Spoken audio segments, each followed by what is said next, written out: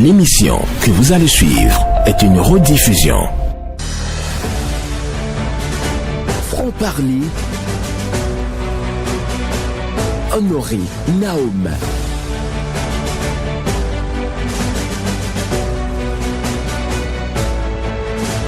Franc-parler, Honoré Naoum. Bonjour à toutes et à tous, vous êtes câblés 94.3, la fréquence municipale. Nous vous disons à nouveau merci pour votre fidélité à Radio Cotonou. Pour son premier quinquennat, le président Patrice Talon a demandé aux Béninois de serrer les ceintures pour lui permettre, bien entendu, de mener des réformes courageuses au sommet de l'État. Son deuxième mandat, par contre, est placé sous le signe du hautement social. 3 ans pour son second mandat et au total 8 années de gestion de la rupture. Le temps de la moisson tarde pour le commun des mortels. Vie chère, c'est le cri de détresse des populations aujourd'hui. Dans la foulée, le gouvernement envoie sur le terrain ses émissaires. Tournée de rédiction de comptes gouvernementales, c'est sous cette bannière que les autorités politico-administratives sillonnent le pays depuis des jours. La dominicale de vérité sur Radio Cotonou, l'émission Franc-parler, reçoit à cet effet un invité, pas des moindres, connu bien entendu, très actif également sur les réseaux sociaux, le président de l'Alliance Iroko. Il est membre du parti Bloc républicain. Bertin Kaovi, bonjour. Bonjour. Merci d'accepter notre invitation sur cette émission.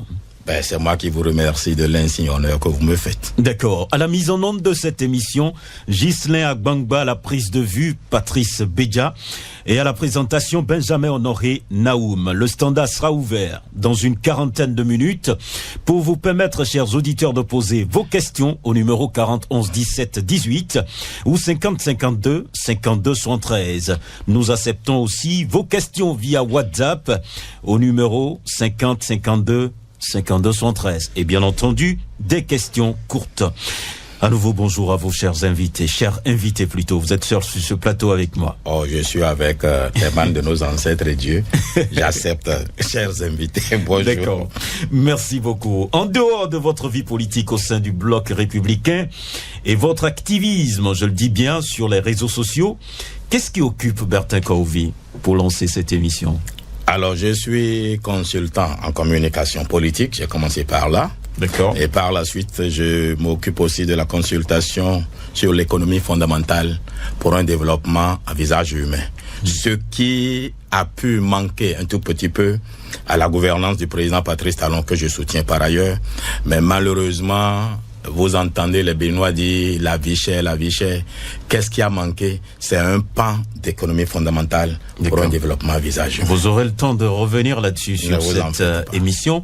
Alors, vous consultez qui? Des Béninois ou bien des dirigeants d'autres pays? Des dirigeants d'autres pays. Enfin, au Bénin, je le fais gratuitement. Vous devez quand même m'entendre souvent faire de la consultation gratuite sur les réseaux sociaux. Oui. Mais bon, puisque ça n'a pas intéressé réellement les autorités béninoises, et ça ne date pas d'aujourd'hui, c'est depuis 2005 que je disais déjà qu'il faudrait que l'État aménage et viabilise des terres agricoles additionnelles et les mette à disposition de nos populations afin que nous produisions un peu plus. Qu'est-ce qui fait que l'agriculture est difficile? C'est l'investissement dans l'aménagement des terres agricoles. Nos paysans ne sont pas capables de le faire. Il appartient à l'État de le faire. Malheureusement, depuis 2005 que je suis entré activement en politique, ça n'a jamais été fait. J'ai même demandé qu'on associe l'armée béninoise et qu'on l'amène à créer le génie agricole. Voici un corps bien discipliné qui a plus de 20 000 hectares de terre qui sont en jachère. Si on leur met du matériel à disposition, notre armée devrait plutôt être celle qui nous constitue le stock de sécurité, qui fait aujourd'hui que le maïs, les poulets sont accusés de manger le maïs, alors qu'en réalité, c'est parce qu'on n'a pas de stock de sécurité. Si on avait de stock de sécurité, il ne manque pas de maïs au Bénin.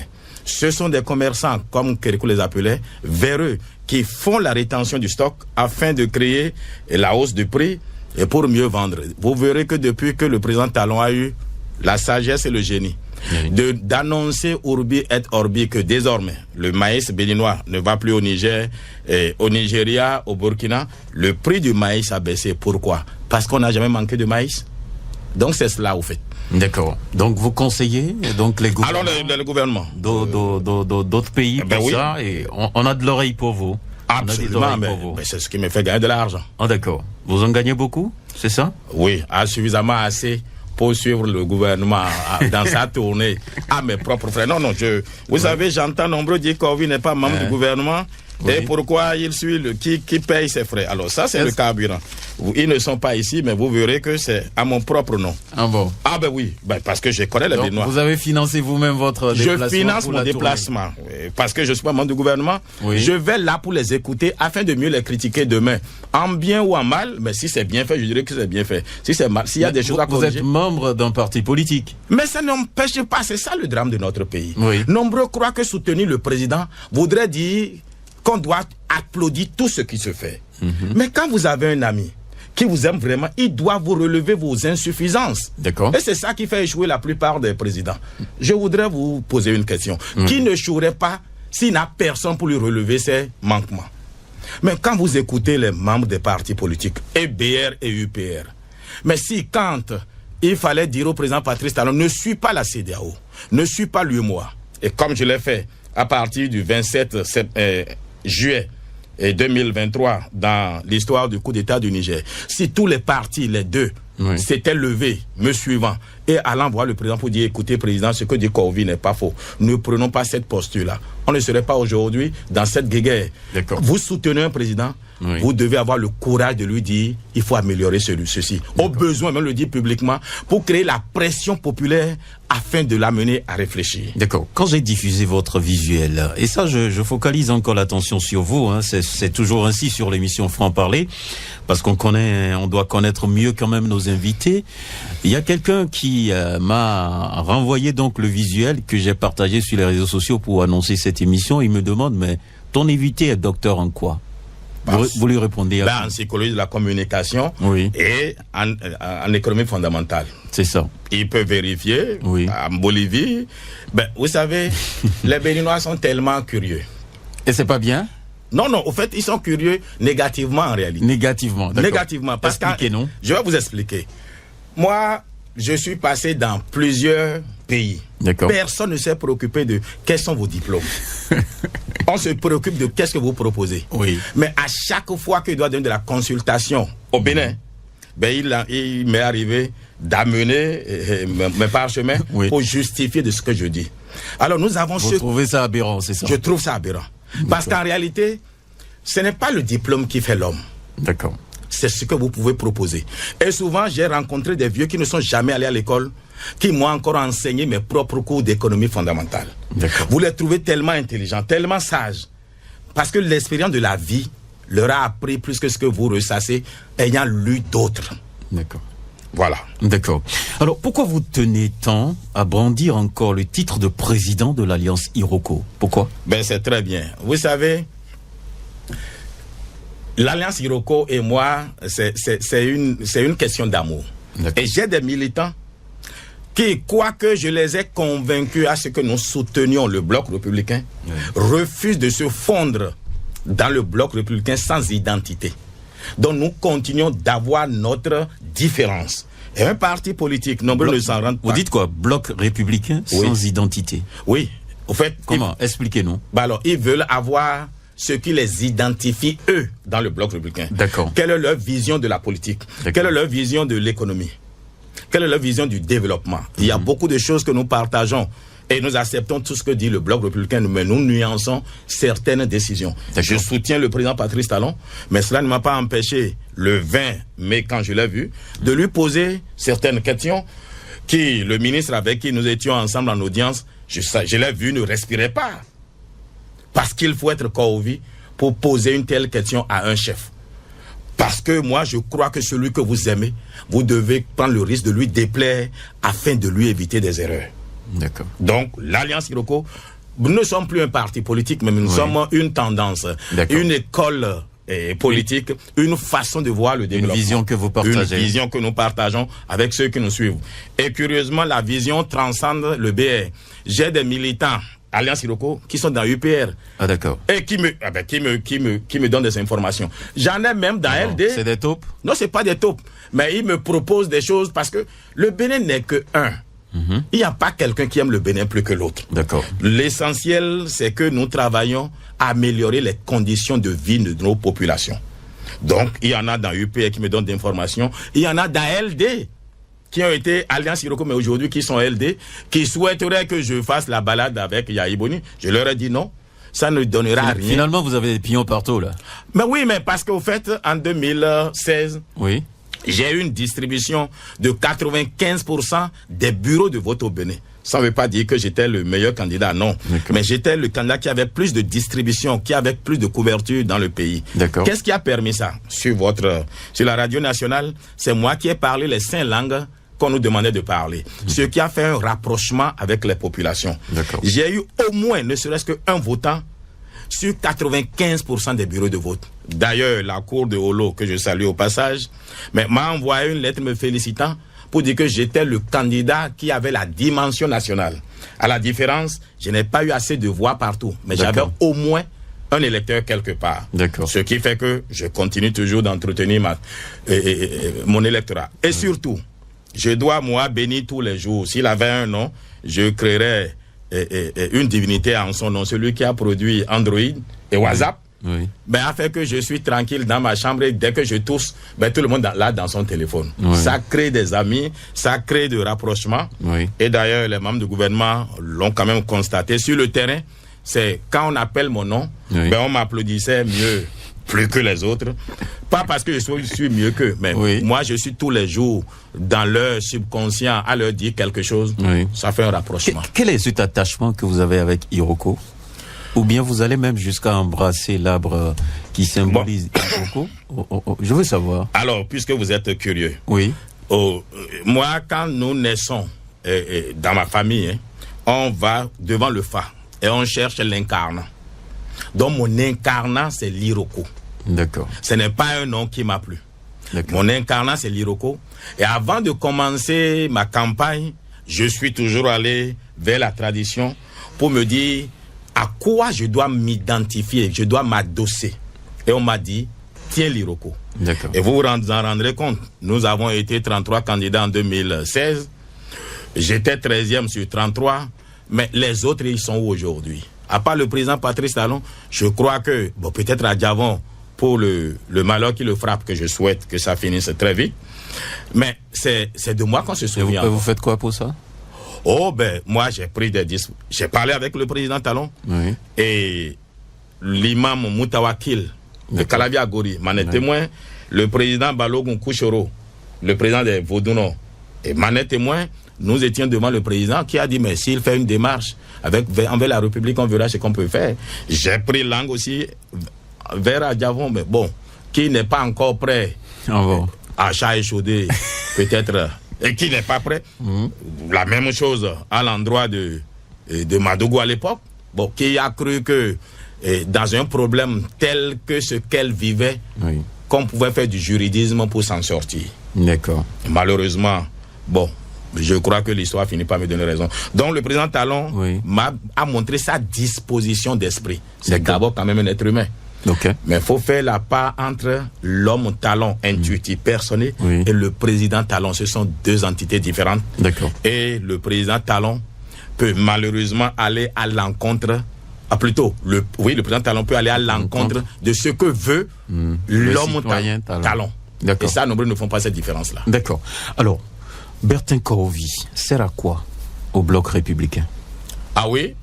Ça, ce serait trop prétentieux pour que je dise moi-même ce à quoi je sais.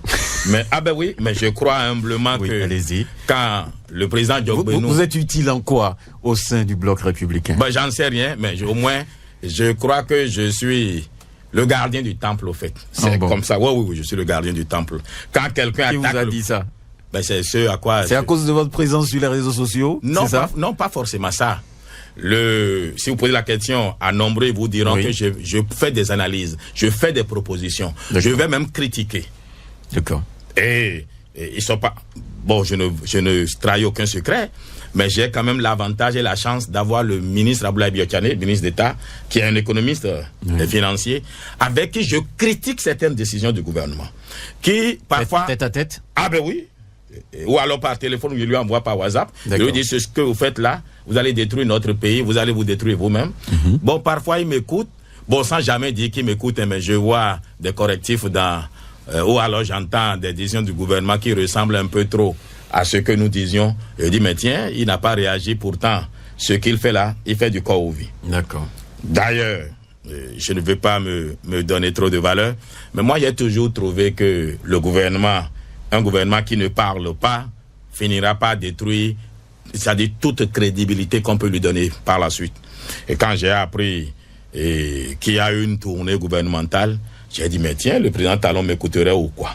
Donc, voilà, je sers à quelque chose. Voilà vos propres interrogations sur votre contribution à la République, c'est ça? Ah oui. Moi, vous savez, quand les hommes agissent, tout ne peut pas être parfait. D'accord. Et celui qui danse ne voit pas ses faux pas. Il faut que quelqu'un le lui dise. D'accord. Et moi, qui ne cherche aucune nomination, parce que si j'ai une nomination, cela aura des conséquences sur mes activités. Je ne peux pas être en deux chaises. Si je suis nommé demain, je dois cesser de faire de la consultation avec d'autres chefs d'État et ailleurs. D'accord. Or, je ne suis pas sûr que le Bénin puisse me payer ce que réussir une consultation peut donner. Surtout, je vous connais. Et tu entends, oui, il est à 16 millions. Il est à 3 millions. Il est à 100 millions. Alors que quoi ça doit vous gêner? Vous êtes au service de la République. Oui, si la République vous paye un salaire, on doit pouvoir en parler. Oui, non, je dis pas non. Oui. Mais moi, me payer 16 millions, ce n'est pas évident que ça puisse me permettre de faire vraiment ce que je veux faire. Ah bon? Ah non, ça ne pourra pas. Malheureusement, la politique, ça coûte les yeux de la tête. Tous les jours, quelqu'un a un problème, qui a ceci. Vous n'êtes pas obligé quand même.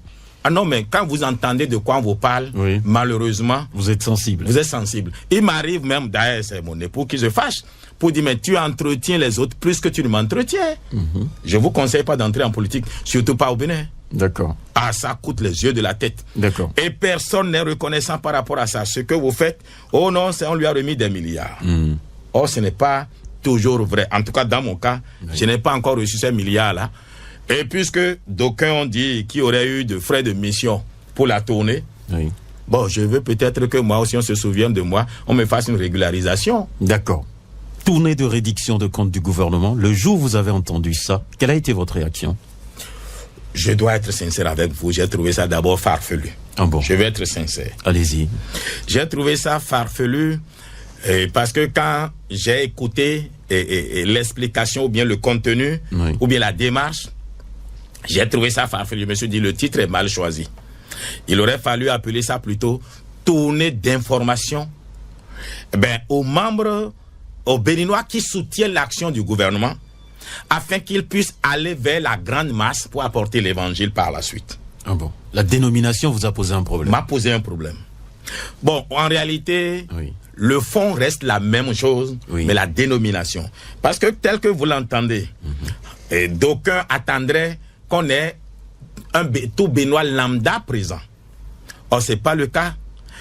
Aujourd'hui, en tout cas à cet instant-ci, ce sont ceux qui sont favorables à l'action du gouvernement, qui sont invités à venir écouter le message et eux aller sur le terrain maintenant, apporter la bonne nouvelle à toute la population. Il ne peut pas en être autrement de toute façon. Quand vous voulez convaincre tout un peuple, vous commencez d'abord par ceux qui vous sont favorables. Et d'ailleurs, ce sont les critiques que les gens font. Et je leur donne raison parce qu'on a mal dénominé la tournée en réalité. D'accord. Mais maintenant, la pertinence de la tournée, je la trouve extraordinaire. Pourtant, extraordinaire. Au départ, je n'étais pas d'accord. Oui. Mais par la suite, à force farfelu au départ, maintenant c'est devenu extraordinaire. Extraordinaire. Et je vais vous dire pourquoi. Allez-y, je vous laisse expliquer les ayant écoutés. Oui. Mais moi, je ne savais pas que le Bénin avait déjà commencé par produire de l'électricité. Je suis dans le secteur électrique, je vous le dis. Et le Bénin, après 2016, s'est donné la capacité de production d'électricité. Nous avons aujourd'hui une capacité de 140 MW. Quand le président Patrice Talon venait, on importait les 100% du Ghana et du Nigeria. Mais aujourd'hui, nous produisons. Je ne le savais pas. D'ailleurs, quand j'ai entendu le président Patrice Talon dire en Chine que le Bénin va pour l'électricité jusqu'à exporter en Chine, j'ai ri fatigué, j'ai dit, mais qu'est-ce qui lui arrive? A-t-il bu un peu trop de vin chinois ou il en a l'habitude, c'est ça? Non, j'en sais rien. Ah, d'accord. Mais non, parce que pour dire ça... vous vous interrogez si vous ne savez pas. Non, si pour dire ce qu'il disait là, oui. Je me dis, mais on n'a pas de frontière avec la Chine. Comment est-ce qu'on exporte l'électricité en Chine? D'accord. Bon, par la suite, j'ai compris que c'était une image en réalité. C'était pour dire que nous allons en produire. Effectivement, nous en produisons. C'est ce qui fait, parce que moi, je vis plus au Togo qu'au Bénin. D'accord. Je vis plus au Togo, plus qu'au Bénin. Mais au Togo, aujourd'hui, à cause du Nigeria et du Ghana qui ont réduit la quantité d'électricité qu'on donne aux deux pays à travers la CEB, ben, le Togo est tout le temps en délestage. Ce n'est pas encore vraiment le cas au Bénin.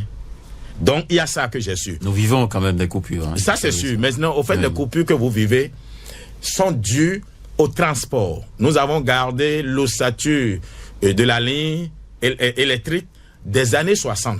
Donc, ce sont des câbles vieillissantes qui ne permettent pas de bien conduire l'électricité. C'est l'équipement qui est le problème. Puis m'est revenu, le ministre Adambi m'en a convaincu, qu'ils sont en train de travailler pour renouveler, au fait, le transport de l'énergie à travers de nouvelles câbles. Okay. Ce qui va résoudre le problème du délestage. De la stabilité. De la stabilité. Mais ceci étant dit, il faut que le Bénin construise encore plus de capacité. Et vous avez dû l'apprendre.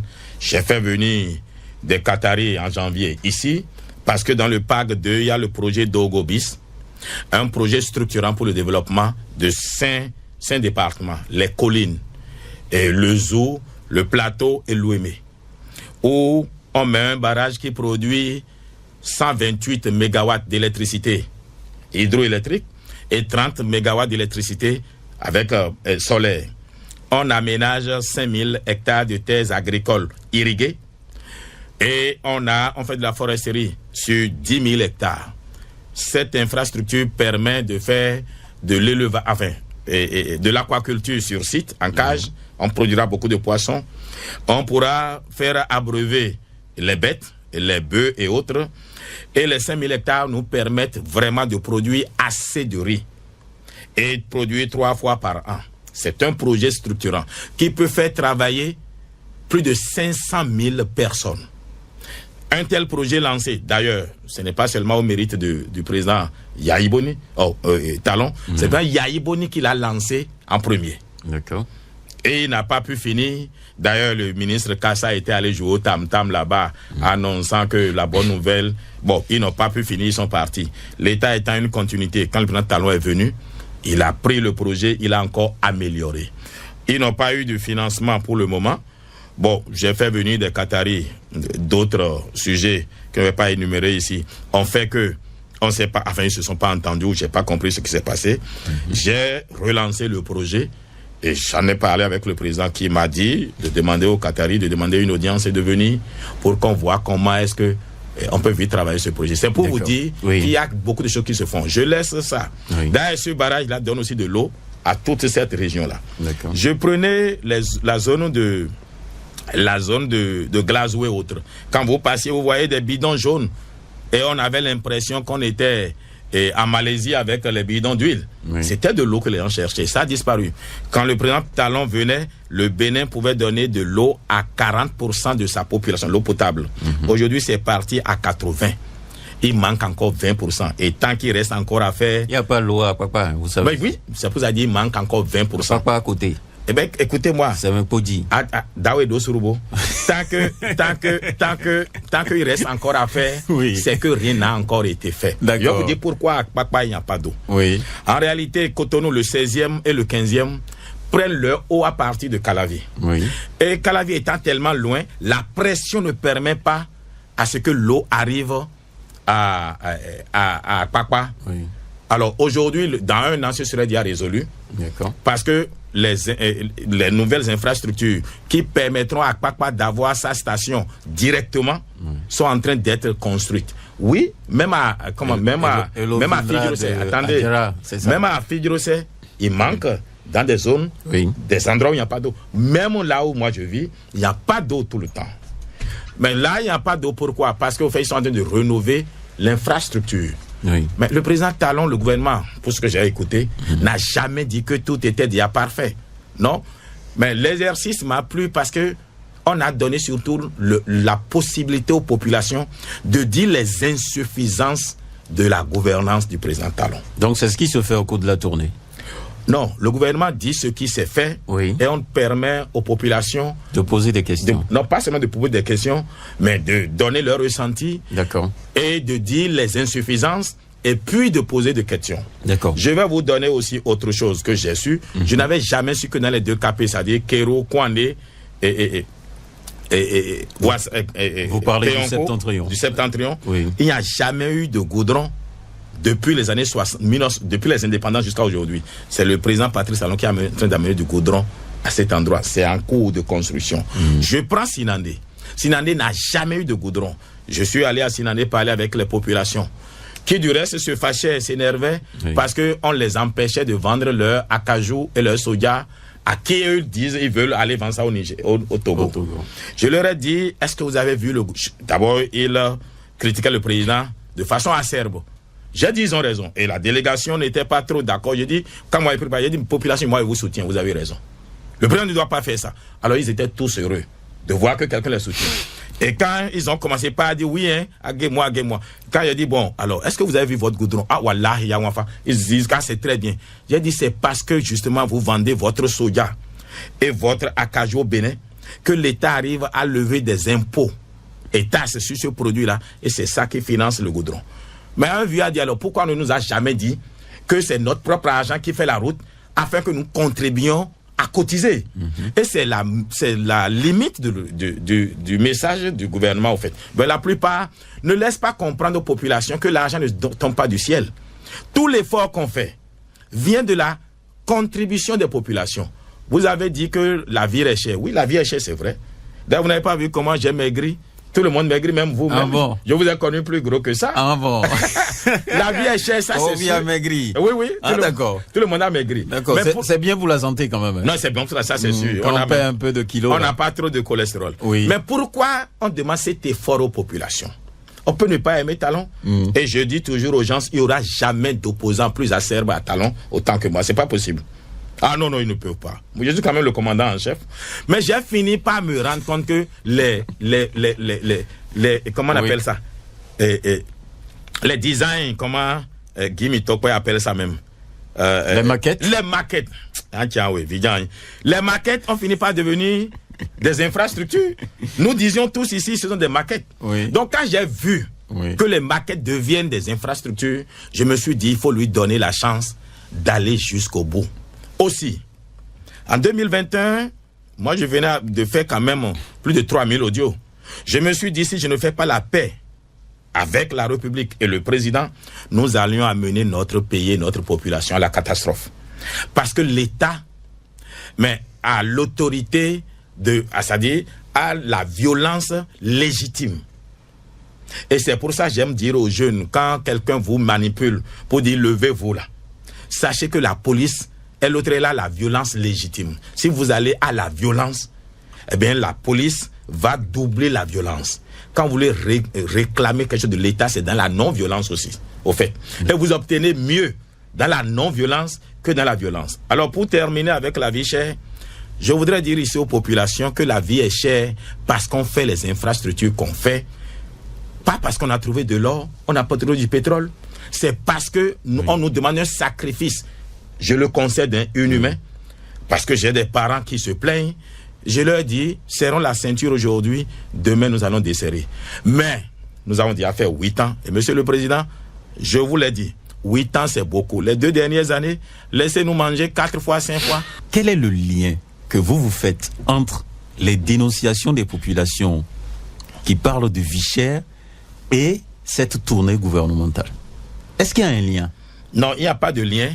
Pourtant, puisque la population, le gouvernement travaille pour la population, ben ça finit par créer un lien. Mais au départ, le lien n'est pas pour aller dire aux populations pourquoi la vie est chère. Non. J'entends nombreux dire que ceux qui sont rassasiés vont dire à ceux qui ont faim que la vie est chère, pourquoi ils ont faim. Non, c'est pas le but. En réalité, le premier objectif de cette tournée, c'était déjà d'aller faire le point. Moi, j'étais à Dassa. Et les gens de Dassa ont énuméré le maire. Entre autres, dites-nous, vous avez sillonné quelle localité au cours de cette période? Mais la plupart, j'ai fait au moins 6. D'accord. J'ai fait Parakou, j'ai fait Dassa, j'ai fait Lokossa, j'ai fait Cotonou, la 15e, d'accord, j'ai fait la 16e, j'ai fait Djougou, j'ai fait Sénandé, j'ai fait Waké, j'ai fait Basila. Donc je devais aller encore hier à commencer, j'ai dit non. Et un peu de repos. Faudrait pas que les gens se disent mais qu'est-ce qu'il fait courir Covid? Parce que nombreux ne commencent pas à poser la question. Mais il n'est pas membre du gouvernement. Qu'est-ce qu'il cherche là? D'accord. Moi, je suis un homme curieux. Je voulais aller réellement écouter les gouvernants parler et les critiquer au besoin, les railler au besoin, les féliciter. D'accord. Pourquoi pas? Et vous avez entendu quoi concrètement? Dites-nous. Mais moi, j'ai entendu que notre pays est sur la bonne voie. La bonne voie. Oui, le Bénin est en train de construire les fondamentaux du développement. Mais ça m'a permis quand même de noter qu'il y a beaucoup d'insuffisances à corriger. D'accord. Vous étiez où? Dans la foule ou bien sur le podium? Oh, alors, à Cotonou, dans la 15e, je suis resté sur le podium. Oui. À Parakou, je suis resté sur le podium. À Lokossa, je suis resté dans la foule. Enfin, ça dépend des endroits. D'accord. Tout est. Je vais vous dire. Ce qui m'intéresse, c'est attendez. Je vais vous dire pourquoi. Tout est dans le ressenti qu'ont ceux qui nous reçoivent. D'accord. C'est d'ailleurs ma question. Oui. Je voudrais savoir, au moment où vous étiez dans la foule, quelle était l'impression? Qu'est-ce que vous entendez? Oh, même sur le podium. Je fais référence, bien entendu, à l'accueil des populations de cette tournée. Bon, alors, à Basila. Oui. Bon. Et n'allez pas dire que Covid dit qu'il est président ou bien qu'il est candidat en 2026. Parce que je vous connais, on se connaît. D'accord. Mais à Basila, les populations me disent, ah mais, président, tu seras président. Je leur dis, faut pas, je veux pas de problème, moi. Parce que dès que quelqu'un dit qu'il est président, là, je ne sais pas pourquoi il paraît qu'il a des problèmes. Mais bon, je n'en sais pas grand-chose. Je leur dis, même si vous le pensez, ne le dites pas trop fort. D'accord. Bon, d'accord. À Parakou aussi, c'était pareil. Oui. À Lokossa, non, parce que Lokossa croit qu'il a déjà un candidat, un fils, mais lui, ils ne l'ont pas dit. Mais il y a des endroits où, bon, peut-être pour me flatter, hein, vous savez, les Béninois sont capables de tout. Ils vous flattent et si vous prenez ça au sérieux, vous êtes foutus. Mais j'ai entendu nombreux qui ont apprécié mes interventions. J'étais la star. Les membres du gouvernement s'en sont rendus compte. Tout le monde veut prendre des photos avec moi. Il y en a même qui ont voulu me donner la fille du village pour que j'aie d'alliance avec eux. Il ne faut pas le dire trop haut. Ma femme va la prendre. D'accord. Donc voilà. Mais les populations reprochent au gouvernement de ne pas... ils apprécient. Ils sont tous reconnaissants des infrastructures. Je disais à Dassa, ils ont énuméré ce qu'ils avaient demandé au président. Et ils ont dit ce qu'ils ont eu. Et ils ont eu la totalité pratiquement de ce qu'ils ont demandé. Maintenant, ils ont renouvelé leurs demandes. Que demandait la zone des collines? L'eau. Et vous pouvez vous informer. Alors là, le problème d'eau est résolu. L'électricité, ils l'ont. Maintenant, ils ont commencé par demander qu'on fasse de certains commissariats de police. Enfin, ce qu'ils ont demandé n'est pas vraiment trop difficile à gérer.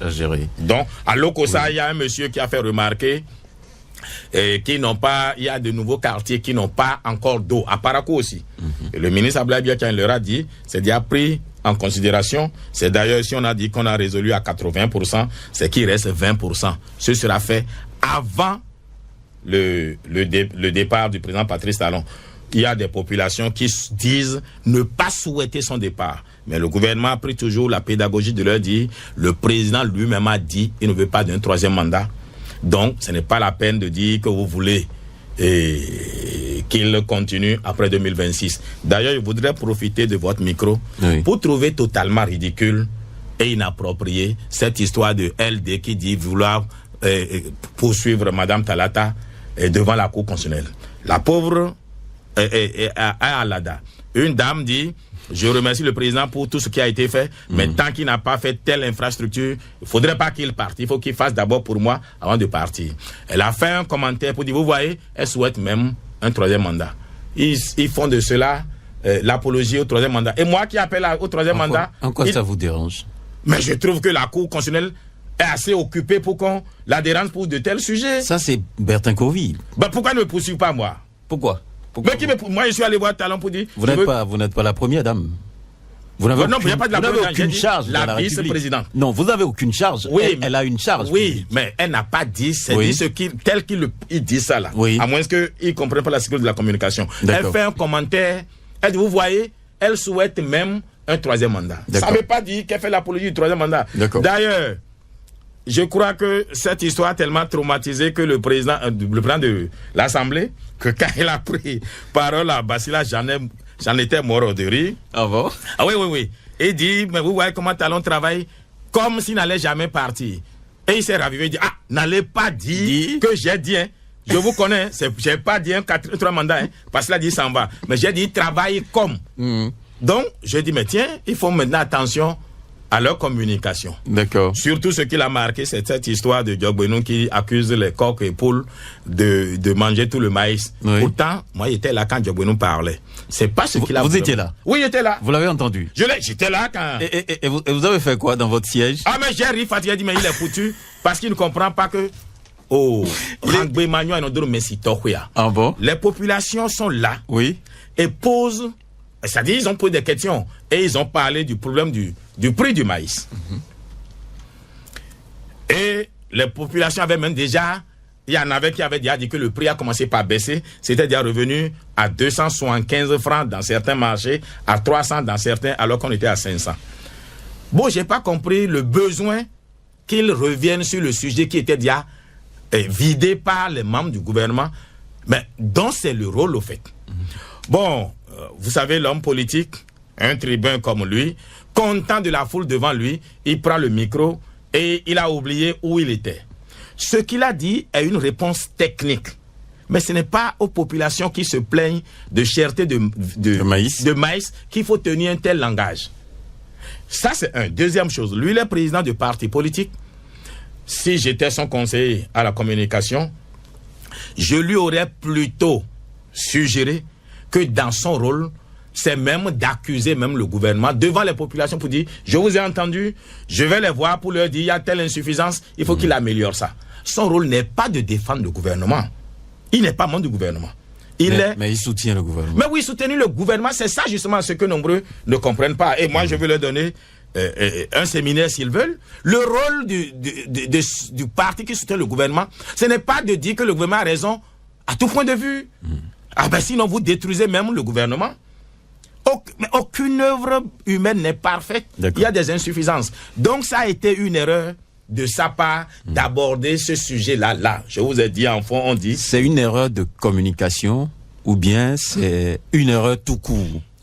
Je dirais que c'est une erreur. De dire ça. Parce qu'une erreur de communication, c'est vouloir justifier ce qu'il ne faut pas justifier. C'est une erreur. Il n'avait pas à aborder ce sujet-là.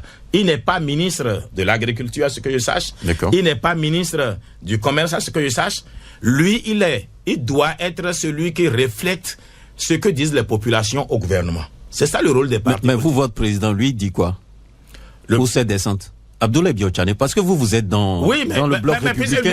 Lui, il est UPR. Oui, mais non.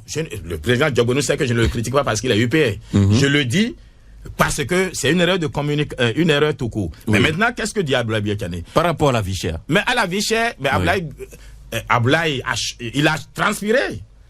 Ah ben oui, mais il ne faisait pas aussi chaud que ça, mais il a transpiré. Ah mais parce que les populations avaient des questions quand même pointues.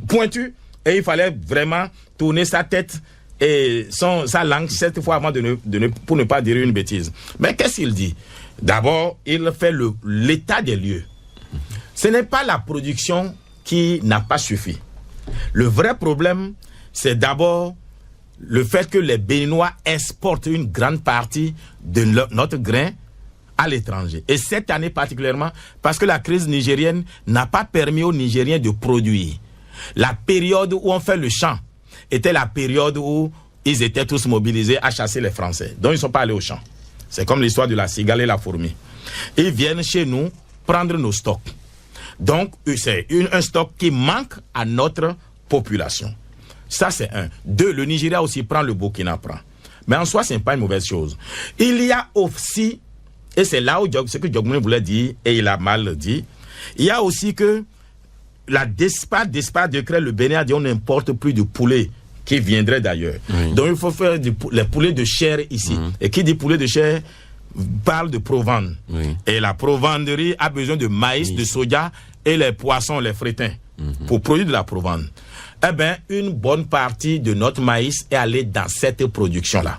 Mais l'État doit faire de la programmation. Quand vous décidez de ne pas importer de poulet, mais vous savez que vous voulez élever des poulets, vous devez prévoir leur nourriture sans que les êtres humains n'en manquent. C'est pour ça que cet argument-là n'était pas utile à exposer. D'accord. Donc, ce que Abdoulaye Biotchane a dit et que j'ai entendu, c'est une bonne partie de notre maïs allait à l'étranger et on l'a stoppé cela. Désormais, le prix est en train de baisser. D'ailleurs, écoutez, en dehors de tout, je suis aussi vendeur de maïs et producteur.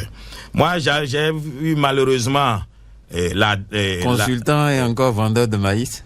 Oui, moi j'ai fait de l'agriculture. Vous faites de l'agriculture. Ah oui, et j'achète surtout chez les autres que je stocke et je vends quand ça devient un peu plus cher. N'oubliez pas de déposer des sacs ici à Radio Cotonou. Bon, si vous aimez mon maïs, il n'y a pas de problème. Oui, on aime. Vous n'allez même pas payer. Le technicien m'a dit que lui, il aime. Bon, alors, mais en ce moment, je n'ai plus de stock, ce sera pour l'année prochaine. Alors, donc, j'ai laissé du stock. Oui. Et j'aurais dû vendre au moment où c'était parti jusqu'à 30 000. Oui. J'attendais que ça aille à 35. Et dès que le président a dit on n'exporte plus, le lendemain, le prix est venu à 25 000. C'est ça. Aujourd'hui, j'ai fini par vendre ça même à 22 000 parce qu'il n'y avait plus personne pour prendre. Donc, il ne manquait pas de stock. D'accord. Nous faisions, enfin tout le monde, ceux qui ont les moyens de ne pas vendre leur maïs très tôt, faisaient la rétention du stock pour que le prix augmente. Pour pouvoir vendre cher. Bon, c'est un peu ça. Mais qu'est-ce qui peut reprocher à un commerçant de vendre ou bien à un paysan de vendre son maïs cher? Et en 2022, j'ai pris du maïs à 17 000 en décembre, le sac, que j'ai vendu en juin à 15 000. 6 mois après, j'ai perdu 2 000 par sac. Je n'ai pas vu quelqu'un qui m'ait dédommagé. Donc, pour moi, pour le paysan, que le maïs augmente en prix, ben lui, c'est pas son problème qu'on augmente le salaire. Mais qu'on augmente le salaire des Béninois. Parce qu'à la fin, là, les salaires maigres que vous avez, et ça, je vous le concède, c'est nous autres qui produisons à manger, qui subventionnons le ventre des Béninois. On ne nous achète pas notre production au prix de l'effort que ça demande. Nous irons un jour au champ ensemble, vous allez voir. Nous gléonions l'air, si le champ était facile à faire là, le forgeron ne vendrait pas la roue. D'accord. Merci beaucoup à vous. Et je vous ai écouté, bien entendu, sur une autre chaîne. Je vais vous proposer l'extrait et après ma question va venir. Ghislain Agbangba va donc nous proposer cet extrait que j'ai écouté sur une autre chaîne que je voudrais partager avec vous sur ce plateau. On écoute. Quelle est votre préférence, Joseph Diogbenou, Olivier Bokor, Romeo Wadaï? Corvi Bertin. Mais franchement, vous me voyez, je suis, même à Dieu, je ne permettrai pas de choisir aucun d'eux. Bon, d'abord, je prends Wadaï. Ecclésiaste 10, verset 16. Malheur au pays qui a un enfant pour président. Et j'ai dit que quelqu'un qui n'est pas plus âgé que moi ne sera pas président. Okay, ça c'est pas moi qui décide, mais ça, c'est mon souhait que je demande à Dieu. Ça, c'est un. Olivier Bokor, c'est mon ami et mon frère.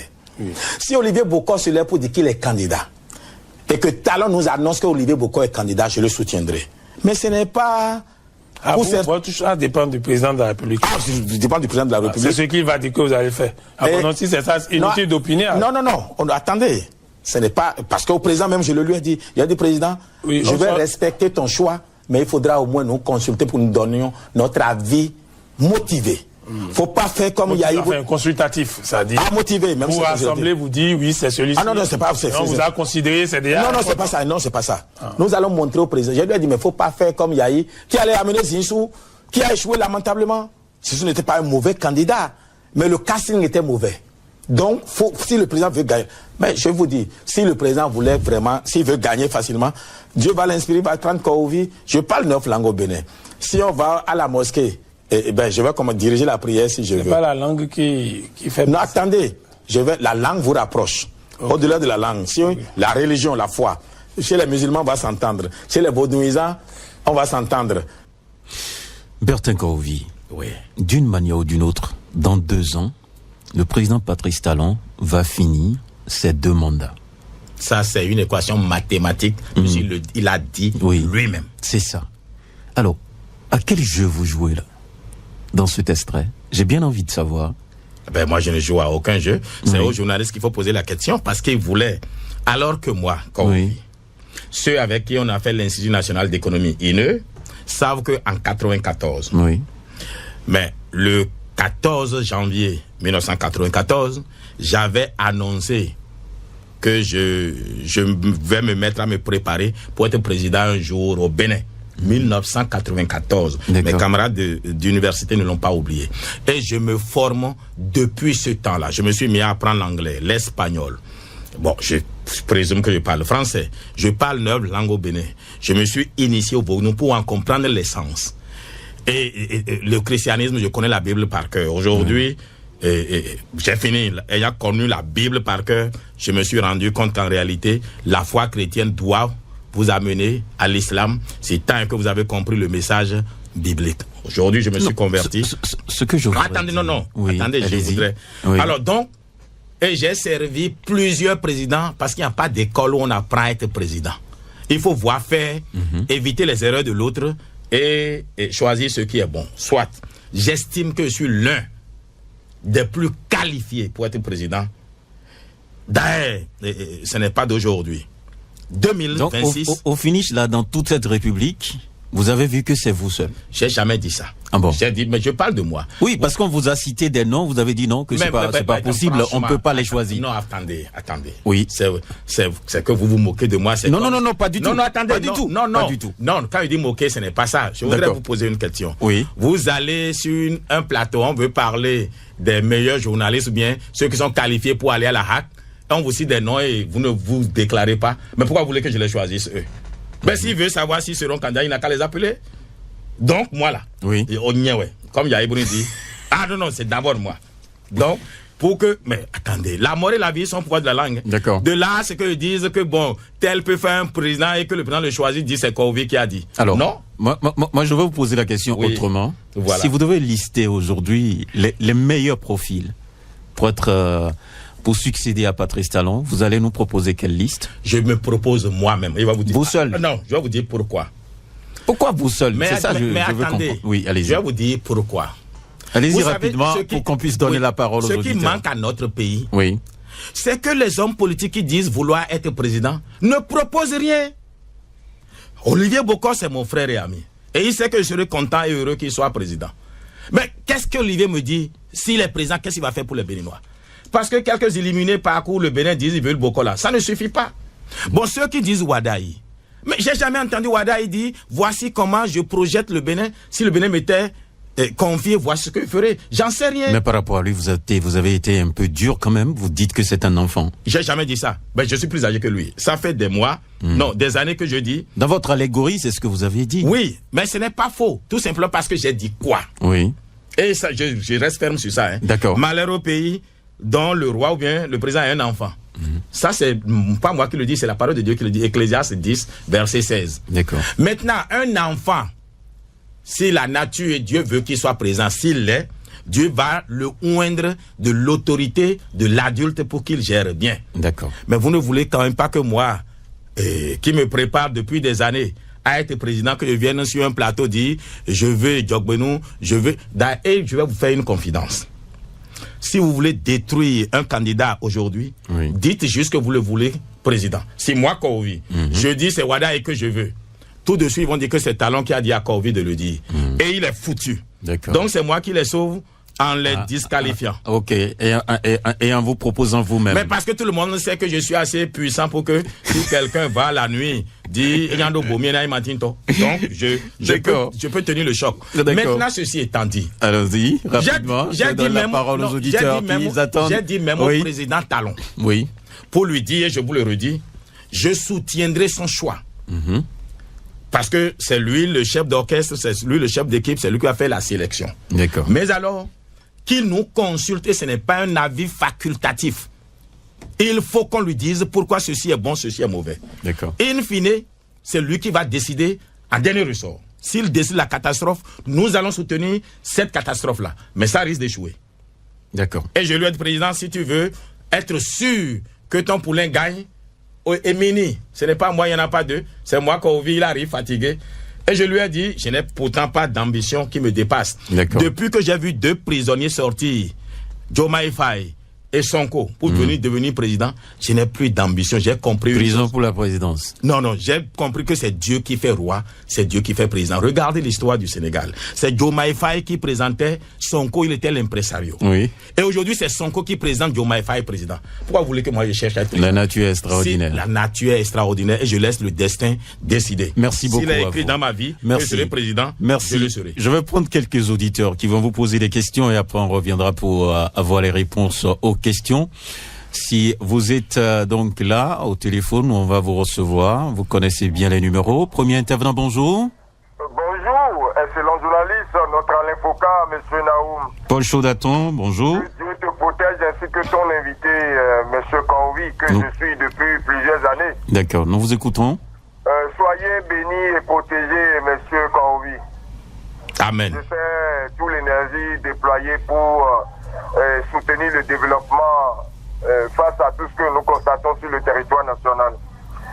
Mais il y a une question que je me pose. Pourquoi souvent ceux qui ont tellement mouillé le maillot pour amener un homme au pouvoir sont toujours au tapis et c'est ceux qui n'ont jamais mouillé le maillot qui sont au biberon? Donc je voudrais profiter de l'occasion ce matin pour demander à l'excellent Patrice Talon. Il y a un grand nettoyage à faire autour de lui. Sinon d'ici les mois prochains, moi personnellement, il va jeter l'éponge parce que il y en a qui sont autour de lui, qui profitent de son pouvoir, qui sont de corps juste avec lui, mais qui ne sont pas là pour le travail demandé par la nation. Et si ça continue comme ça, monsieur Kaoui, vous aurez tout dit, vous mouillez le maillot, faites tout ce que vous êtes en train de faire, mais vraiment, ce sera de l'eau jetée sur le dos du canard. D'accord. Parce que nous ne sommes pas du tout écoutés. Et c'est triste. Même jusqu'à hier, j'étais en train de donner des soleils d'alarme face à des dysfonctionnements. Je félicite le porte-parole du gouvernement qui vient régler encore c'est-à-dire qui tourne la langue plusieurs fois pour vraiment essayer de meubler un peu les dégâts causés sur le terrain par la plupart de ceux qui sont à la mouvance. Donc je l'encourage. D'accord. Et il profite encore une fois ce matin pour encourager M. Kaoui. Continuez. C'est ce dont nous avons besoin pour le développement de ce pays et non du spectacle que j'observe. D'accord, merci. Merci beaucoup à vous. On prend un autre intervenant, bonjour.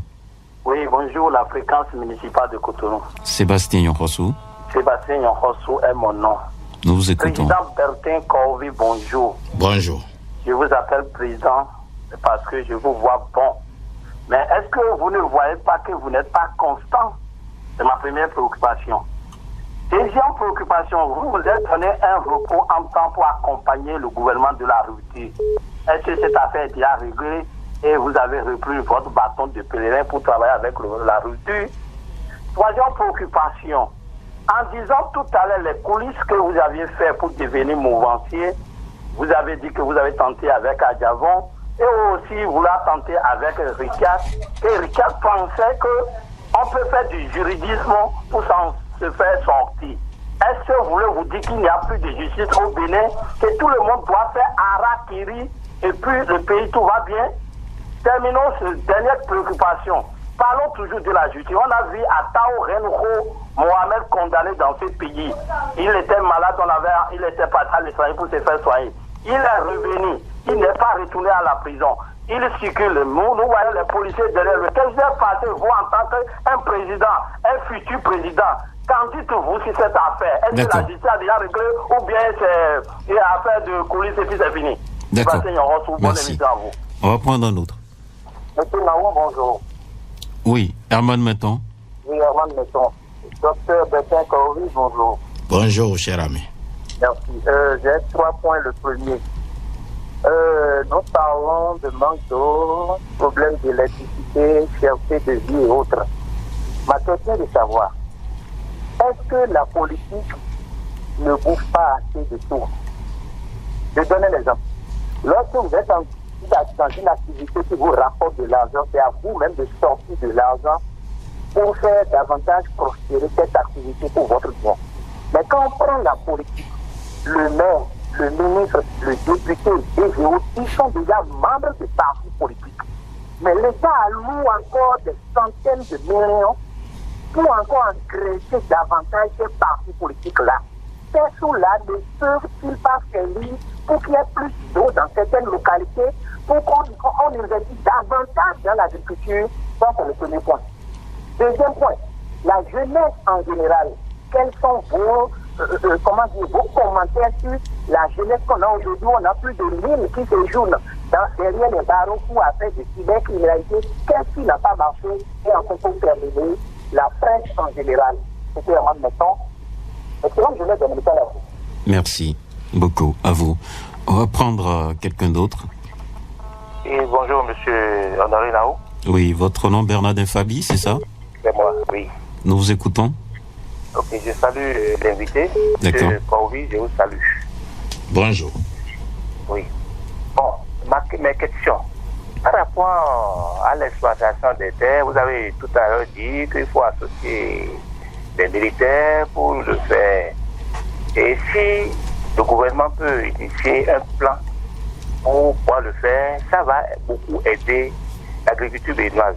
Et par rapport aux jeunes qui ont été emprisonnés, les cybercriminalités, est-ce que ce n'est pas bon de le faire et que ça soit encadré par ces militaires-là, au lieu de laisser ces enfants-là coupés dans la prison et après ils vont devenir encore d'autres problèmes pour la nation. Ensuite, j'ai remarqué que nous n'aimons pas dire la vérité au président de la République parce que en le disant, tout de suite on vous traite d'opposant. Qu'est-ce que vous avez à dire par rapport à ça? Parce que vous avez fait un peu de détails sur ça. Ensuite, pour finir, et la gérance d'un pays, par exemple le Bénin, c'est un pays de vaudou, tout le monde sait. Est-ce que ce n'est pas nécessaire de faire une consultation de base par rapport à la gérance du pays?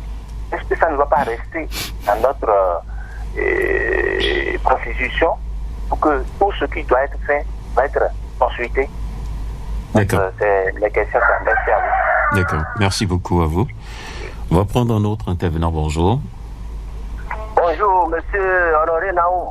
Oui, votre nom? Dagidi Jamari. D'accord, nous vous écoutons. Je vous appelle Dovida. D'accord. Bonjour, monsieur Kouaovi. Bonjour. Comment vous allez? Ben, je vais bien. D'accord. Je vous apprécie tellement qu'il m'a plu, en toute sincérité, de vous faire une confidence.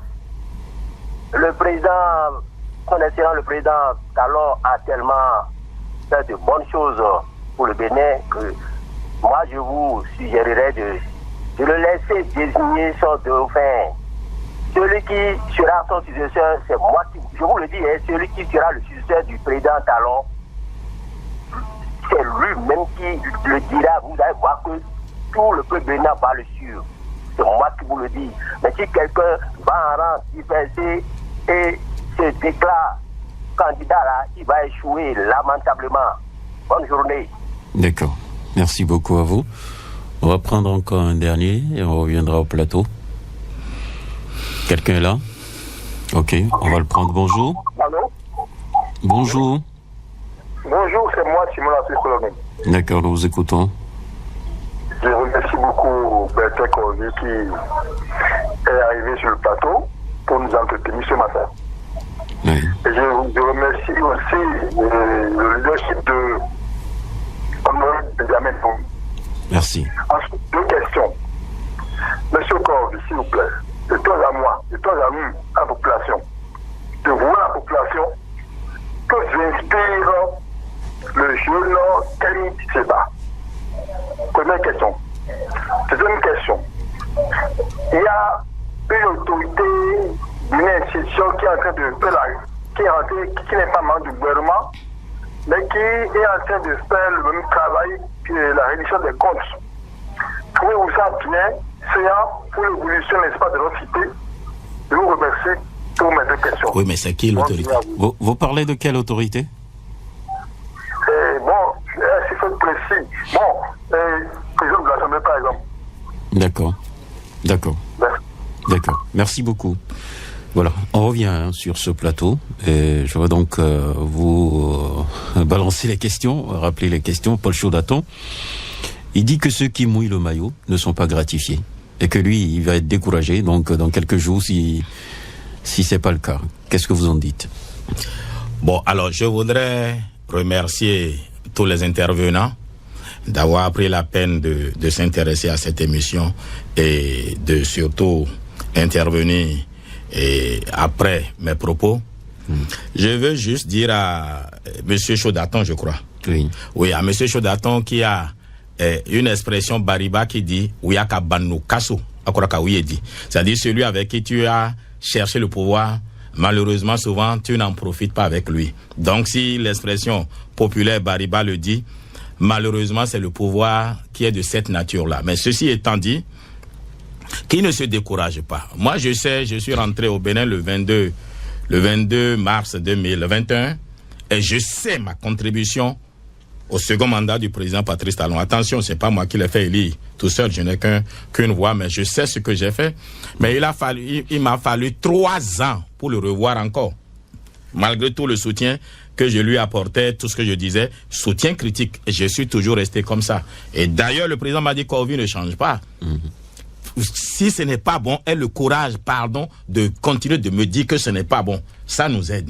Il me l'a dit lui-même. Et je voudrais demander à ceux qui, ça c'est une autre question en même temps, qui ne disent pas la vérité au président, qui ne lui font pas du bien. Soutenir un homme, c'est d'avoir le courage de lui déplaire. C'est ça le soutenir. Donc, M. Chaudaton ne se décourage pas. Oui. Parce que s'il se décourage, il va laisser le pays à qui? Mais c'est ça, en fait. Si nous devons regarder nos propres intérêts, je vous jure, personne ne soutiendrait le président Patrice Talon. Sincèrement. Personne ne soutiendrait le président Patrice Talon si on doit regarder nos propres intérêts. Je confesse quand même qu'il y a effectivement certains de la mouvance présidentielle qui confondent savoir parler et communiquer.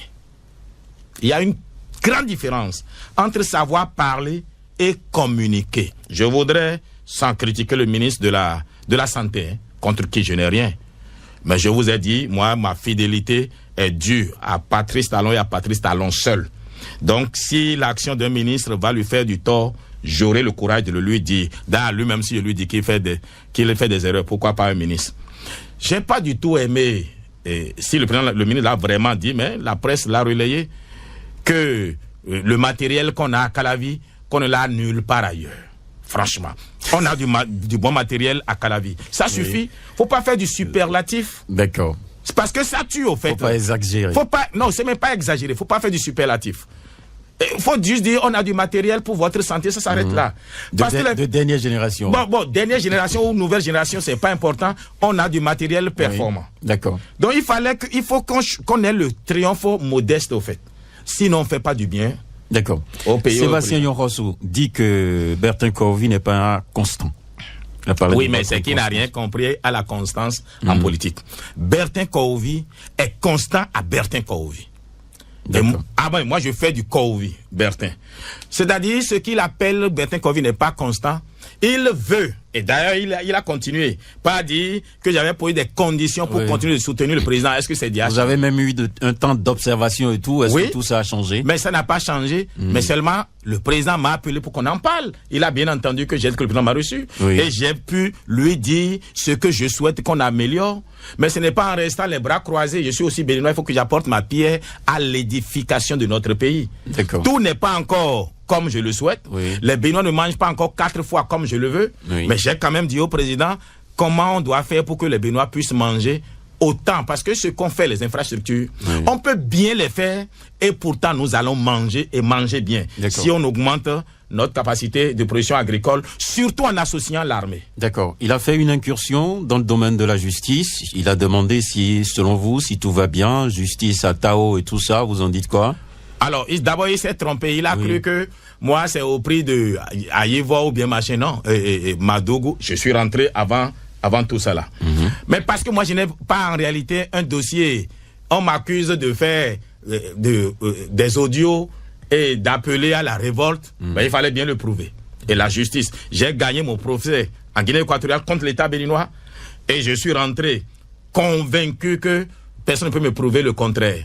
Et la justice, vous savez, ce sont les faits. La preuve est la rançon du droit. Eh bien, l'État n'a pas pu prouver que réellement j'ai voulu et il y a eu un non-lieu. Et je vous fais encore la confidence. Est-ce que vous savez que chaque fois que je voyage, j'arrive dans un aéroport étranger, on m'arrête d'abord parce que ma liste serait parmi ceux qui sont recherchés par la justice béninoise alors qu'il y a eu un non-lieu. On m'arrête et après, quand je passe souvent une nuit à la police, et le lendemain, quand ils font les vérifications, ils voient que bon, c'est un dossier farfelu. Si c'est émis en 2018, 2019, et il a pu voir le président, il a pris le vol, quand on l'a pas arrêté, c'est qu'en réalité, ce dossier est caduc. Et il faudrait en réalité que la justice béninoise enlève mon nom de cette liste-là. Mais je ne le demande pas. Vous savez pourquoi? La dernière fois, j'arrive au Gabon, le 28 mars, je devais faire de la consultation. On m'arrête. Et je passe une nuit à la police des aires et frontières. Le lendemain, on me libère naturellement après vérification. Mais ceux qui m'ont fait venir n'ont pas pu organiser mon audience. Ceux qui ont fini par faire mon audience sont les policiers. C'est le chef de la police qui m'avait arrêté, qui a su que j'avais des difficultés pour mes audiences. C'est lui qui a fini par organiser mon audience. Quand je suis rentré, et ici une autorité a dit, mais écoute, je vais appeler le ministre de la Justice, ce n'est pas, il faut qu'on actualise la liste. Je lui ai dit, non, ne fais pas ça. Il dit, mais pourquoi? Je lui ai dit, si on ne m'avait pas arrêté au Gabon, j'aurais échoué ma mission. Donc laisse mon nom. Quand j'arrive là, on sait que Baba Dahobia Gouame. On m'arrête d'abord et on vérifie et les autorités savent. Ça vous fait de la pub. Ah mais ça fait de la pub. Ah bon. Donc, arrêter quelqu'un n'est pas toujours une mauvaise chose. D'accord. Herman Menton dit qu'il y a manque d'eau, d'électricité et autres, mais lui, il voit que la politique nous coûte beaucoup. On met trop d'argent dans la politique au lieu de l'investir ailleurs. Non, vous êtes du même avis? Non. Herman Menton est un ami que je connais depuis toujours. Il est toujours dans l'exagération. Et c'est ça qui fait... Il est toujours dans l'exagération. Ça, c'est ça que j'aime chez lui. Et c'est votre ami? C'est mon ami, oui. Et vous venez dire ça? Non, mais attends, il sait bien que moi, il ne me manque pas. Je le lui ai toujours dit. Il est toujours dans les... C'est-à-dire, même si Dieu descendait là, il va lui demander il va trouver qu'il manque quelque chose à sa création. Il a fait la même chose avec Yahibouri durant les 10 ans. Et il fait la même chose avec Talon. Au contraire, Herman Menton est quelqu'un qui est utile pour la République. Il amène à la réflexion. Mais il fait toujours dans l'exagération. Ce qu'il dit n'est pas faux, mais en réalité, ce n'est plus vrai. Ok. Mais l'État a besoin de personnes qui l'entretiennent, qui travaillent pour l'État. Et la politique a besoin quand même de financement. Mais ceci étant dit, je conçois quand même qu'il y en a qui peut-être ont double traitement au fait. Et peut-être qu'il faut faire... S'il a des preuves qui les apportent, mais je n'ai pas de preuves tangibles, mais il y en a que je trouve... vivant trop bien à mon goût. On va aller très vite. Il parle de la jeunesse. Quelle appréciation vous avez aujourd'hui de la jeunesse béninoise, cybercriminalité et tout ça, et aussi de la presse? Bon, la cybercriminalité doit être combattue. Combattue.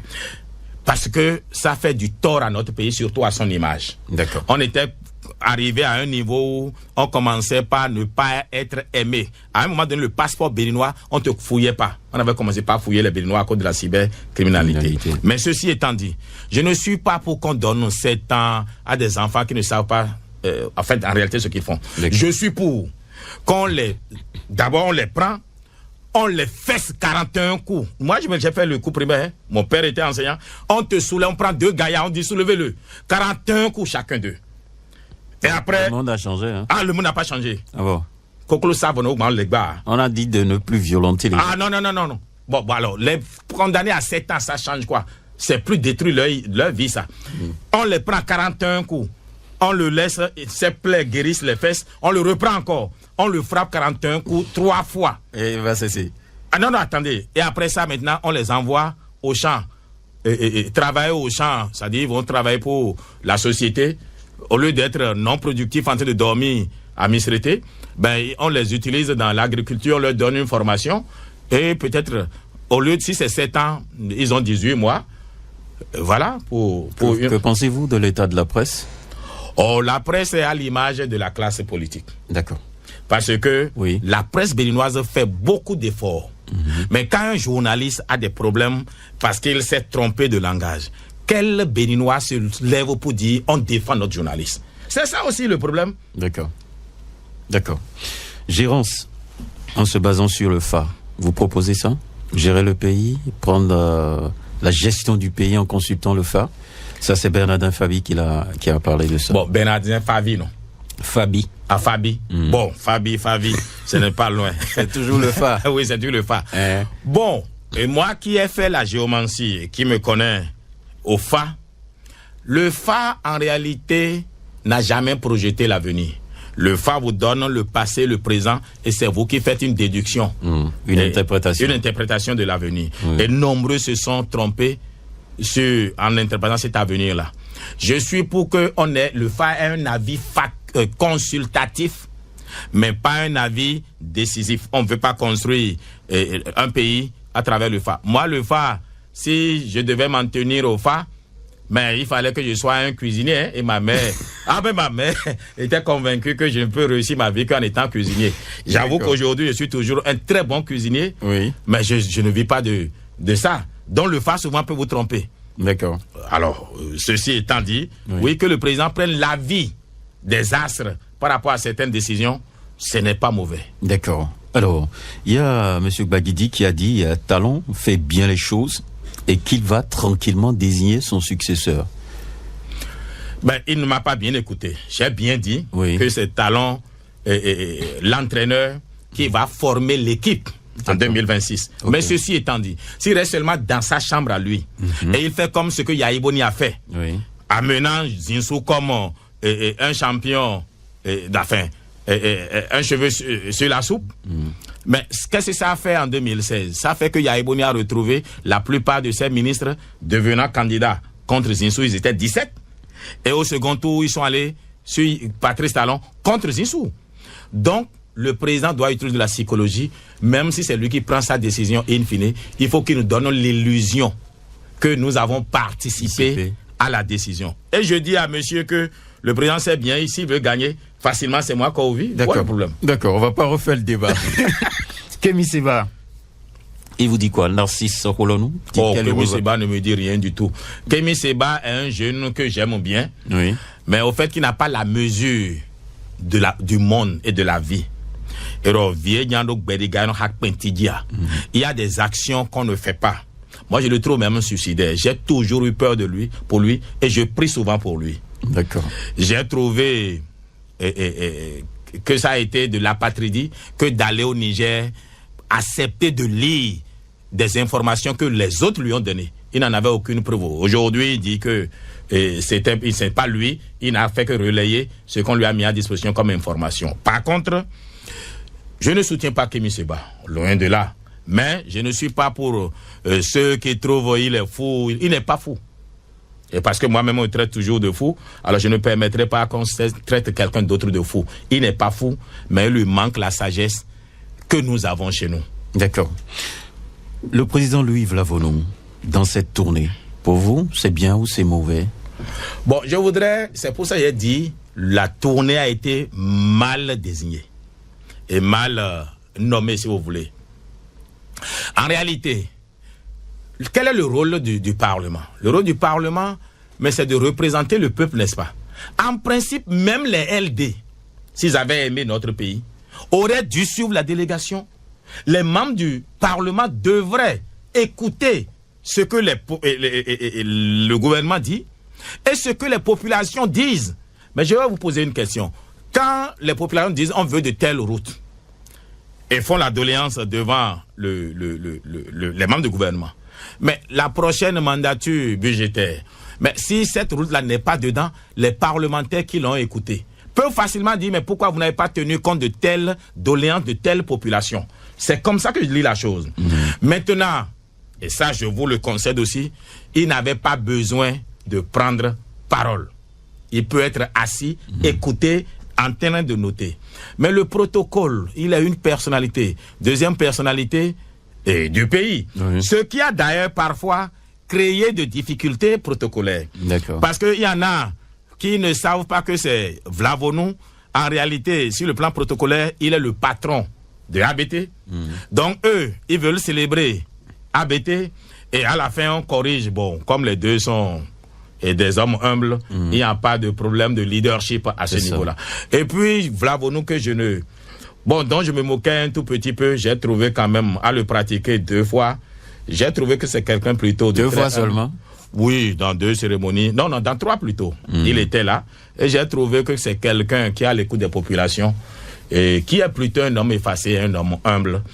Et s'il améliore son image, je crois que les populations vont mieux l'aimer que ce... Parce que de loin, je le trouvais un peu fermé et rejetant le contact. Mais en réalité, quand on s'est vu, alors que la veille, je le critiquais dans un message pour lui dire, quand il dit qu'il a une prophétie où Dieu va nous donner un enfant, où j'ai dit, quelqu'un m'a dit, mais écoute, il s'oppose à toi. J'ai fait un message pour dire, c'est pas son rôle à lui. Il n'est pas devenu pasteur. Bon, ça ne l'a pas empêché de bien me parler, on a causé. C'est un homme plutôt gentil. Sur WhatsApp à présent, on a reçu donc quelques messages. Il y a Herman Meton qui a écrit sur WhatsApp, il dit que mais il ne vous connaît pas, que vous n'avez jamais échangé au téléphone. Ah ben oui, mais je comprends alors, je comprends qu'ils disent, quand il passait tout son temps, il faut lui parler de James Bassa. D'accord. Radio Planète. D'accord, merci. On va pas polémiquer là-dessus. Non, au fait, on ne s'est jamais assis pour parler comme ça. Oui. Mais à travers ces émissions, ces interventions. Ah ben oui. D'accord, j'ai compris. Il y a maintenant Gilbert Amoussou, et donc de Clecomin. Il dit bonjour. Dites-nous, qu'est-ce qui empêche le gouvernement de payer aux étudiants les frais de mémoire depuis 2020? Bon, moi, il précise, question à poser, et qui me tient à cœur. Oui, mais moi, je suis pas ministre des Finances. Ben, je vais quand même, parce que les étudiants, s'il y a des frais de mémoire à payer aux étudiants, qui sont pas payés, quand même, il faut faire l'effort. J'ai été étudiant et je sais combien on attendait ce type de soutien financier du gouvernement. Je vais en parler. Je vais poser la question au ministre du Développement, Blaise Diané, et au ministre des Finances, qui n'a aucune raison d'empêcher les étudiants d'avoir leurs frais de mémoire. D'accord.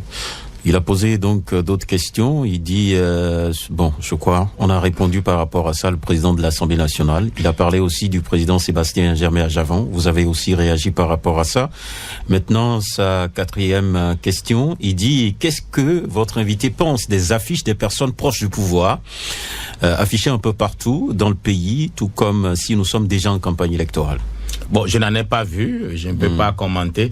Mais maintenant, ici, il y en a qui veulent être des rockstars, qui va leur refuser, tant que c'est eux-mêmes qui dépensent sur cela.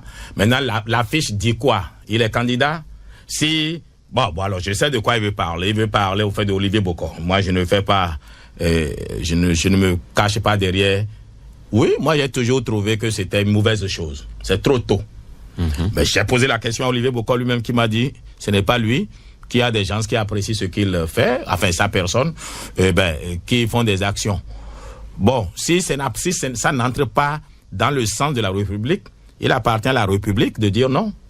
Mais si la République n'a rien dit, je prends acte, on continue avec. D'accord. Rachidi Obar, le test est long, mais je vais juste lire la fin pour vous permettre bien entendu de répondre rapidement aux questions. On n'a plus assez de temps. Il a dit que les cas d'ex-exilés et des prisonniers politiques ne vous disent plus rien aujourd'hui. Il s'est trompé totalement parce que il peut s'informer. Moi, quand j'ai vu le président le 20, j'ai posé ce problème-là. Ceux qui sont à Mistrete savent que je suis allé rendre visite à des gens à Mistrete. Mais vous savez, les gens ne comprennent rien. Ils croient qu'il suffit seulement de vociférer pour avoir des solutions. Si vociférer là peut avoir d'amélioration, je crois que j'aurais sorti tout le monde de prison. Mais parfois, c'est dans le silence que vous avez des résultats. Et si vous voulez, je peux à la fin vous montrer l'autorisation qui m'a été donnée pour aller rendre visite à certains en prison à Mistrete. D'accord. Donc, ce n'est pas besoin de crier. Vous savez, quand les gens vous voient, et ne plus... Au Bénin, si vous voulez être populaire, commencez pas à insulter le président Patrice Talon, vous êtes sûr d'être populaire. Dès que vous commencez pas à nuancer les choses publiquement, tout en allant lui dire, président, on peut améliorer ceci, vous savez que vous êtes un traître. D'accord. Bon, moi, si je peux être traître à ce prix-là, il n'y a pas de souci. Maurice Ogouchi qui dit quelles sont les nuances entre alternance et continuité pendant que la démocratie prône l'alternance et des élections à date échue à terme. Alors, le Japon est un pays quand même démocratique. Oui. Pourtant, le Japon a connu un parti politique qui a fait l'alternance dans le même parti, dans la même mouvance politique durant 60 ans. Donc, ce n'est pas forcément amener une autre idéologie ou bien un autre mouvement ou bien une autre équipe qui fait forcément la démocratie. La même équipe peut rester au pouvoir tout en changeant qui est devant. Donc, c'est aussi de la démocratie. D'accord. Il dit par ailleurs, y a-t-il eu alternance ou continuité après 30 ans de gouvernance par le même parti? Est-ce toujours de la démocratie? C'est de la démocratie. Aussi simple que ça. Maintenant, quand il dit 30 ans, c'est au Bénin qu'on est à 30 ans. Au Japon, c'était 60 ans. D'accord. Monsieur Bertin Corvy, que reprochez-vous au gouvernement pendant que les gens ont faim? L'on sert la reddition de comptes en lieu et place plutôt. Augustin Pofadi de Glodibé. J'ai pas compris sa question. Les gens sont faim. Ça, Oui. c'est sûr. Tout le monde a faim. D'accord. Et si vous allez dans les ministères, vous qui êtes journaliste, vous avez dû remarquer que les facilités que vous aviez à l'époque, vous les avez plus aujourd'hui. Moi, j'ai quand même fait certaines tournées, même au temps de Yahi, tout en le critiquant, mais il y avait des amis autour de lui. Pas que je critique Talon, Yahi Bonin, parce qu'ils vont quand même pas dire que je critique Yahi. C'est pas de ça qu'il s'agit. Vous aviez facilement de tickets valeur pour prendre du carburant. Je vous l'ai dit, eh ben, c'est moi-même. Vous verrez, à travers ces tickets-là, vous verrez parfois là où tous les endroits où on est allé. Vous verrez ici c'est Djougou, ici c'est Lokossa, ici c'est Cotonou, etc. C'est moi-même qui prends mon billet, mon carburant en charge, mon hôtel, mon séjour en charge.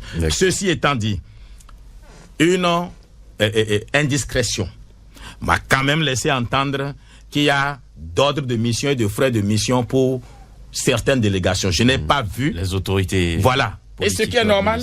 Oui. Mais moi, je ne suis pas autorité. Parce qu'ils sont envoyés en mission. Voilà. Donc, ceux qui s'offusquent que Corvy soit de la délégation, aussi, Il fallait rentrer dans le véhicule du président Abdoulaye Biotchane au lieu de perdre encore le carburant. Mais vous ne voulez pas que je vienne. Vous ne voyez pas, partout j'étais en 3 pièces. Babani Babandje. Voilà. Je venais même en présentiable. Donc vous ne voulez pas faire ombrage au président de... Non, c'est même pas ça. Non, je voulais votre parti politique, c'est ça? Non, je voulais pas que personne me fasse ombrage plutôt. Ah, d'accord. Ah, ils sont venus avec véhicule, moi je suis venu avec véhicule. D'accord. Si c'est pas ici que vous dites que je n'ai pas été envoyé là. Qui sait que j'étais en train de squatter, de les suivre? Moi, j'étais comme Viro Mengon derrière eux. D'accord. Mais comment la population sait? D'accord. Et aussi, les populations ne sont pas bêtes. Je voulais que ceux qui me voient sur WhatsApp là, mais m'entendent sur WhatsApp, me voient directement. Ah, imaginez que le président Patrice Talon décide de prendre Corvy, ce qui n'est pas impossible. Oui. Je suis aussi béninois. C'est ça. Mais ils auront plus du mal à m'identifier. D'accord. Je faisais ma pré-campagne sans le dire. Donc c'est ce que vous faites ça. J'ai compris. Je vous le concède, moi. Monsieur Corvy est un homme extraordinaire. Selon vous, monsieur Corvy, est-ce que la presse béninoise en général est libre en ce temps de rupture? La main sur le cœur, monsieur Corvy, répondez à Binanzon Galbert. Non, la presse béninoise n'est plus libre.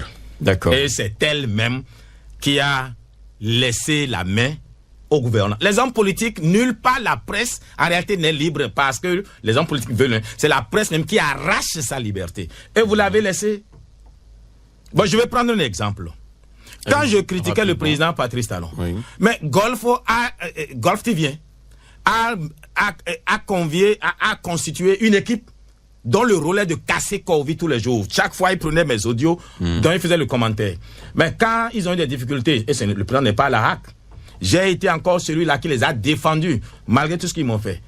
Donc, c'est dit que quand vous avez vendu votre âme au diable, et quand je dis le diable, ce n'est pas le président, vous avez vendu votre âme à certaines considérations, ben, vous ne pouvez que vous en prendre à vous-même. La presse béninoise n'est plus libre et ce n'est pas de la faute des gouvernants, c'est de leur propre faute. D'accord. Votre mot de fin pour clôturer cette émission? Déjà, monsieur Bertin, oui, c'est fini. Il vous reste juste 1 minute. Alors, moi, je n'ai rien mangé. Donc, il ne faudrait pas que les gens disent que Eruk Bessado y est. Mais je vais vous dire juste, quand je me lève chaque matin, je commence par Loko Niwe. Oniwe, yebinamo. A tinkle de Paul Loko et numéro. Ce sont des incantations. Vous n'êtes pas seul sur le plateau. Je suis ici aussi.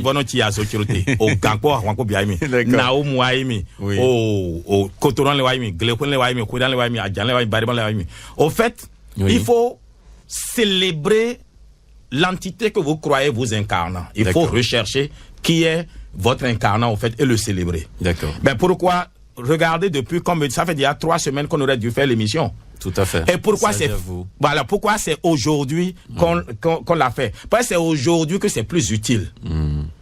D'abord pour moi, ne croyez pas que moi j'avais un message à passer. Dès que vous avez dit oui, j'ai dit tiens, j'irai encore parler. Et là c'est au Vivi, ils vont m'écouter. Quand j'ai fini en fond, je vais en Yoruba. Iwata Oda, Iwata Osan. Iwata Oda, Iwata Osan. Iwata Oda, Iwata Osan. Bogboyeni Watare Atanimi. Ça veut dire quoi? Je dis le piment est trop piquant, le piment est trop piquant, le piment est trop piquant. Pour dire le piment à tort, le piment ceci. Mais quand on veut manger, on cherche toujours ce piment-là. Je suis le piment. Comme on recherche toujours là où il y a quelque chose de bon. Et c'est pourquoi c'est moi qui parle aujourd'hui. Proclamer, ça ne demande ni de poudre noire, ni de... Non, c'est la structuration de la pensée. D'accord. La pensée affirmative va définir votre vie. J'ai dit je suis président et le monde spirituel l'a entendu. L'esprit qui a créé le président Patrice Talon l'a entendu. Les Béninois l'ont entendu. Je suis président. D'accord. C'est fini. Voilà. Merci beaucoup à vous. Merci à vous, Bertin Kaovi, président de l'Alliance Iroko et membre du parti Bloc Républicain. Et vous étiez donc sur l'émission Franc-Parler de Radio Cotonou. Merci pour votre passage. Fidèles auditrices et auditeurs, merci aussi à vous pour votre participation et surtout pour l'écoute. Était à la mise en onde Ghislain Agbangba, à la prise de vue, Patrice Bédia, et à la présentation, Benjamin Honoré Nao. Bonne journée dominicale à tout un chacun de vous. Merci.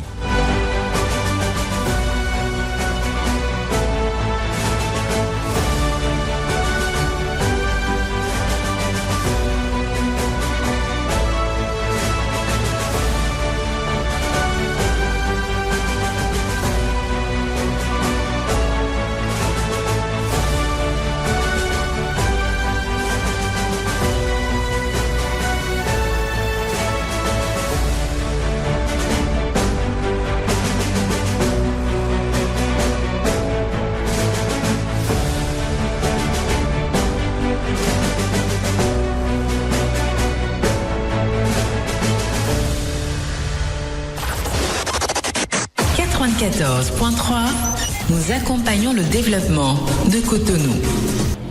L'émission que vous venez de suivre était une rediffusion.